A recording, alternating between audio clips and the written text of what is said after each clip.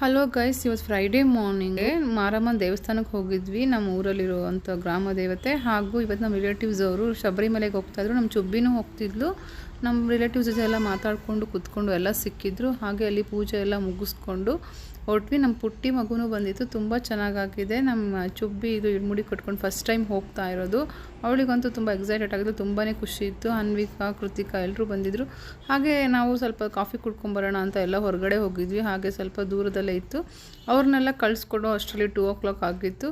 ಅದಾದಮೇಲೆ ನಾವು ಸಂಜೆ ಈವ್ನಿಂಗು ಏನಾದರೂ ತಿನ್ನೋಣ ಅಂತ ಅಂದ್ಕೊಂಡು ಪ್ರಸಾದ ತಿಂದಿದ್ವಿ ಮಧ್ಯಾಹ್ನ. ಸಂಜೆ ಸ್ನ್ಯಾಕ್ಸ್ ತಿನ್ನೋಣ ಅಂತ ಹೋದ್ವಿ. ನಮ್ಮ ಸಿಸ್ಟರ್ಸು, ನಾವೆಲ್ಲ, ಆಶಿಕಾ, ವರ್ಷ ಎಲ್ಲ ಬಂದಿದ್ದರು.